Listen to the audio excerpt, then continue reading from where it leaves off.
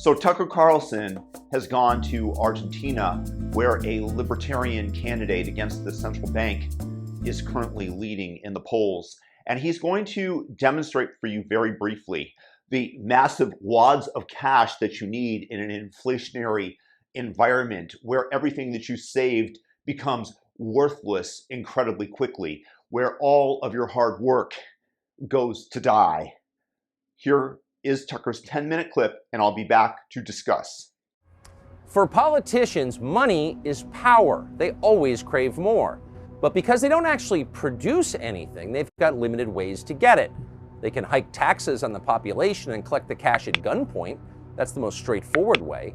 But it's also highly unpopular. Voters don't like paying higher taxes. They resent it.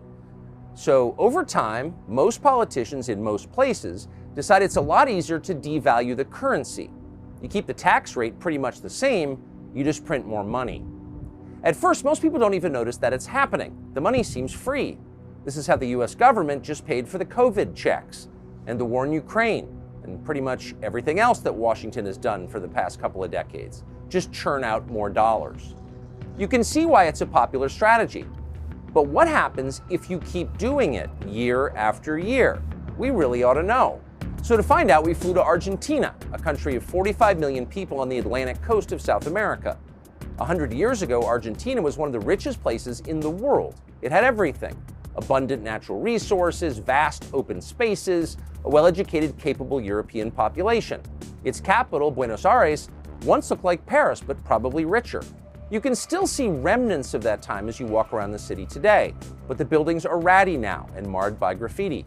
Argentina is no longer a rich country. It's one of the poorest nations in the Western Hemisphere. Nearly half the population here lives below the poverty line. Chicken for dinner is a luxury. The people are still impressive, the natural resources still exist, but Argentina's leaders have destroyed the country by devaluing its national currency. Argentina now has Weimar-like hyperinflation. It takes a brick of bills to buy lunch. Roads and bridges fall apart and nobody can afford to fix them. Things unravel. We spend more money as a country than we earn money. This man is called Hernan.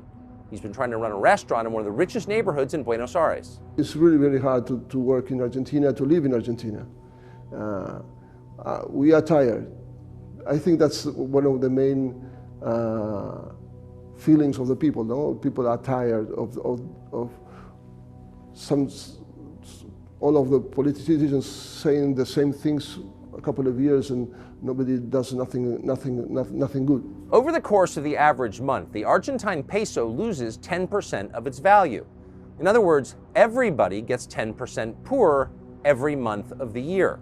It doesn't take long for people to go hungry. Our institutions have something wrong. Diana Maldino is an economist and a candidate for the Argentine Congress. Basically, the problem we have right now, we are 47 million people, out of which only 11 million people have what you would call a job. Slightly under 3.5 million people work for government, and 7 million people work in the private sector. So 10 million people, 11 million people out of 47, 25% of the people. And that's counting the government workers. So if you take out the government workers, and that really is an electric windmill. Yeah, 1/7 of the country would have a private job. So that means 7 million people are working to support the other 40 million people. And let me add something. 60% of the children are poor. So if you ask me, if 60% of the children are poor, the whole country is poor. Argentina's currency is so inflated and worthless, it can no longer be used to buy anything of value. Cars, houses, even bicycles are priced in US dollars. The problem is the government lies about this. Banks are not allowed to exchange dollars at market rates, and that drives the entire population underground to the black market. So we're in downtown Buenos Aires. It's a Friday afternoon, and we're on our way to a cueva, a cave, to change US dollars into pesos.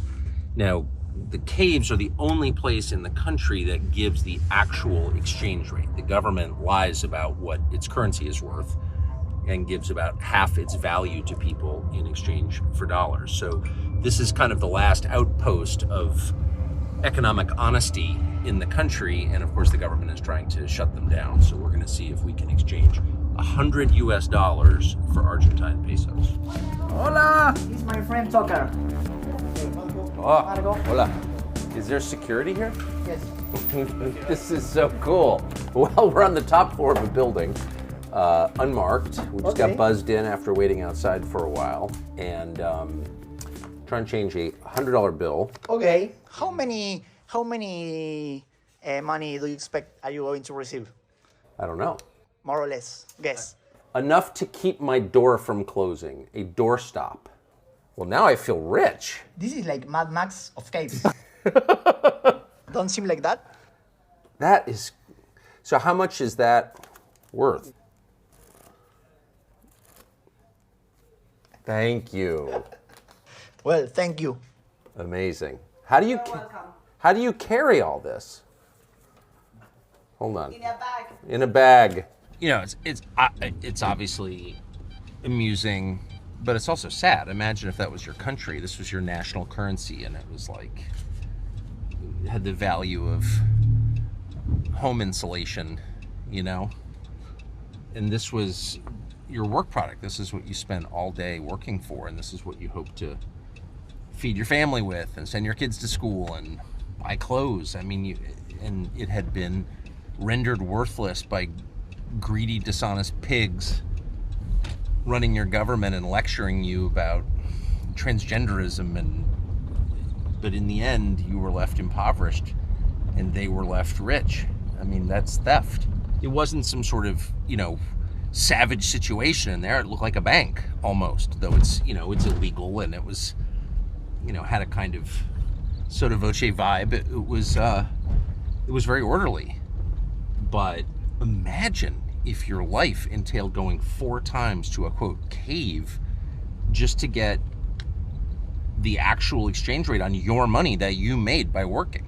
It's, again, they're stealing and they're lying and they're enforcing that lie at gunpoint. They close those places down because they're this little window into reality that the government can't tolerate. That's what a collapsing society looks like. Everybody's moving backwards. Nobody can tell the truth about anything. The functions of ordinary life have to be conducted furtively, in caves. In Argentina, the incentives are now so perversely inverted that many people decide it's not worth working. They can make more money sitting home idle. Sometimes we don't work because it's cheaper not to work than to work. Why is it cheaper not to work? Because you have to pay a lot of taxes to the people, and the unions and that sort of things, they are very, very expensive. So sometimes we prefer not to work. Oh, that's really incredible. Is that common here? Yes, it's common. For young people in a country like this, the obvious solution is to leave, and millions have. The future of the country slipping away forever. What's remarkable is that's just fine with the current Argentine government and with the Western media and NGOs that prop it up and relentlessly defend it. They're happy with the corrupt status quo. They're thriving. So they attack anyone who challenges the way things are currently done. Not surprisingly, they especially hate Javier Milei. Creo que A ver, estamos los que laburamos, sí, Es que cierto, generamos es riqueza. cierto. Yo vos no te vi laburar nunca. Como ellos. Yo vos no te vi laburar nunca. Sí, bueno, a vos no justo. te vi laburar Bueno, nunca. Javier, Lo único que te veo es acá. A vos no te vi laburar se genera nunca. riqueza. Diputado, Javier, parásito. Tranquilo. Parásito. Somos estéticamente superiores. Sí, digamos, ¿cómo eran los edificios de los zurdos? Cuadrados, negros, oscuros, sin ventanas. Eran inmundos. Teníamos las Torres Gemelas hasta que un hijo de puta las tiró abajo. Tenemos el Guggenheim. Es una maravilla. Inventamos la minifalda y la bikini. ¿Saben qué? Yo he decidido. Vamos con el capitalismo. ¡Viva la libertad, carajo! A ver, yo creo que el gran problema argentino es un problema cultural. Es decir, esta es una sociedad que está infectada de socialismo. Los políticos son una suerte de sociópatas que quieren hacernos creer que nosotros somos inválidos mentales, inválidos en todo sentido, porque no podemos vivir si no fuera por ellos. En realidad, los que no pueden vivir sin nosotros son ellos. Milei is an economist who's running for president here in the election next month, and the polls show he's winning. Milei's main observation is that things in Argentina are not working. Socialist monetary policy hasn't made people happy and secure, It's wrecked pretty much everything. It's destroyed the economy and families and the national spirit. It's enriched just a few. That's hardly a radical interpretation of events. It's obviously true, and everybody knows that it's true.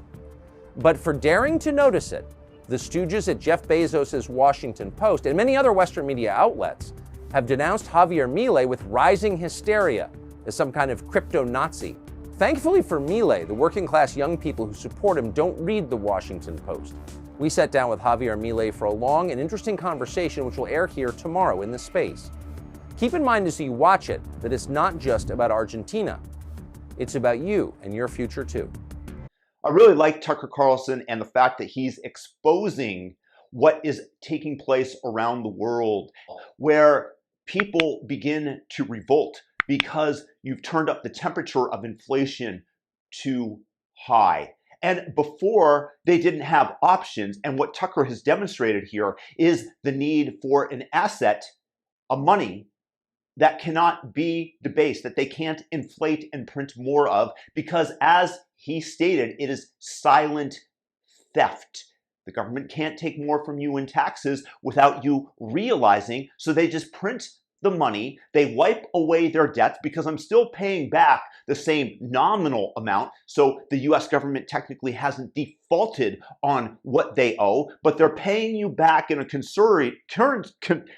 currency that, because you've printed so much more of it, you've debased, you have diluted the amounts that you have put away, that you have earned, and they're diluting this and then paying back with the same nominal amounts that are owed, but it has far less buying power. Just take a look at what's going on in Argentina. There are people that are waiting by the side of the road yelling cambio, cambio, which means change, change. And they will sit there all day foregoing the opportunity cost of working, because working does not supply them with enough, and they just want to make sure that whatever savings they have, that they store in a harder currency like the US dollar. And the challenge is that under the Biden administration and under Trump, to be fair, during COVID, which might be more excusable, but not really, they are printing money at insane amounts. And the reason that you aren't seeing nearly as much inflation in the United States right now is due to the fact that we are able to export our currency to a place like Argentina, where they want dollar bills that depreciate at a slower rate, much slower rate than the Argentinian peso. And this is in Venezuela, this is in Zimbabwe, this is in Lebanon. This is going on all over the world because governments are printing massive amounts of money. And again, in Canada, Justin Trudeau is now laying the blame at the foot of the grocers for the rising prices that people are seeing in stores, and demanding that they come to Ottawa for an inquisition, or else the government is going to take action against them. What they've been doing is just printing up money, enforcing regulations against natural gas and oil, carbon-based fuels, because they want to save the planet. And in doing so, they are sacrificing you and the poor of today at the altar of a potential future that they imagine. But they've been right about everything, like COVID, like money printing. They said that there would be no inflation. They're lying. They knew it. And that's what's going on in Argentina. So kudos to Tucker for exposing it. Well done, my man. So just remember that the one asset that is purely scarce is not gold, which you can still mine more of. It's Bitcoin, which has a technologically imposed limit of 21 million coins. And thus, if you want to save in the hardest currency, then consider learning about Bitcoin, because what's going on in Argentina is going on around the world. And again, this is theft via the government, and that affects you. And it only doesn't affect you in the United States as much as it does in Argentina, because we are exporting our inflation to other countries. Peace. Thumb up the video if you learned something and share it with a friend. Have a great day.